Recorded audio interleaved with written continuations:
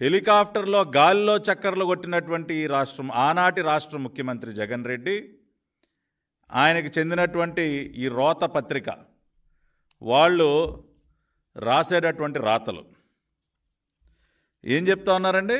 ఎంత నిస్సిగ్గుగా పచ్చి అబద్ధాలు రాస్తూ ఉన్నారంటే, ఏదో చేతిలో అవినీతి డబ్బులతో పెట్టినటువంటి ఈ దిక్కుమాలిన పత్రిక ఉంది కదా అని చెప్పి భోజనాలకి 368 కోట్ల ఖర్చు, అదేవిధంగా మంచినీళ్ల బాటిళ్ళకి 26 కోట్లు, అగ్గిపెట్టెలు కొవ్వొత్తులకి 23 కోట్లు అని ఇష్టానుసారం తప్పుడు లెక్కలన్నీ కూడా రాయటం, ప్రజల్ని మభ్యపెట్టేటటువంటి ప్రయత్నం చేయటం. వాళ్ళ సొంతంగా వాళ్ళు ఒక్క వాటర్ బాటిల్ కూడా ఇవ్వాల.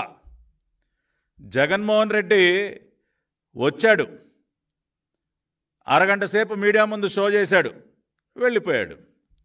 కనీసం ఒక వాటర్ ప్యాకెట్ అయినా జగన్మోహన్ రెడ్డి తన చేతుల మీదుగా ఆ రోజున కష్టాల్లో ఉన్నటువంటి లక్షలాది మందికి అందించాడా అని అడుగుతా ఉన్నా.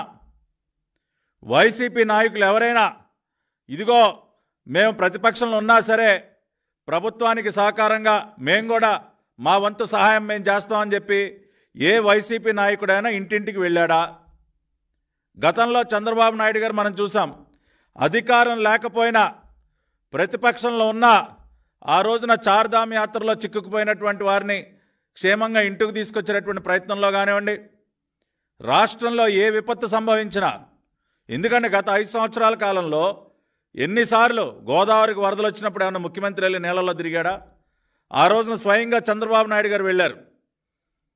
ఆ బోట్లో నాకు ఇంకా గుర్తు, పడవల్లో ఆయనతో పాటు మరి సీనియర్ నాయకులు అందరూ వెళుతుంటే ఒక పడవ బోల్తా కొట్టింది. ఆ రోజున అనేక మంది సీనియర్ నాయకులు నీళ్ళలో పడిపోయారు.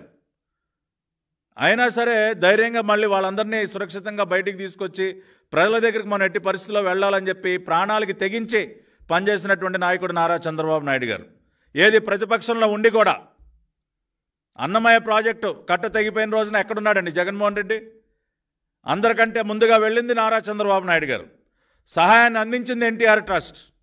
ఆ రకంగా మేము చేసుకుంటూ వస్తే ఈ రోజున ప్రతిపక్షంలో ఉన్నటువంటి వైఎస్ఆర్ కాంగ్రెస్ పార్టీ ప్రతిపక్ష హోదా కోసం కోర్టు మెట్లు ఎక్కినటువంటి ఈ పులివెందుల శాసనసభ్యుడు జగన్మోహన్ రెడ్డి ఏం చేశాడు? ఏ రకంగా సహాయాన్ని ప్రజలకి చేరవేసే ప్రయత్నం చేశాడండి? చెయ్యాల్సింది చేయకపోగా ఇన్ని విషపురాతలా? ఇవాళ అందుకునే వాస్తవాల్ని ప్రజలకు తెలియజేయడం కోసం వచ్చాం. ప్రభుత్వం ఎంత సహాయాన్ని అందించింది, ఎంత ఖర్చు చేసింది, చివరి అంకె వరకు కూడా పూర్తి వివరాలు మీకు అందించడానికి ఈ రోజున ఈ ప్రెస్ కాన్ఫరెన్స్ పెట్టడం జరిగింది.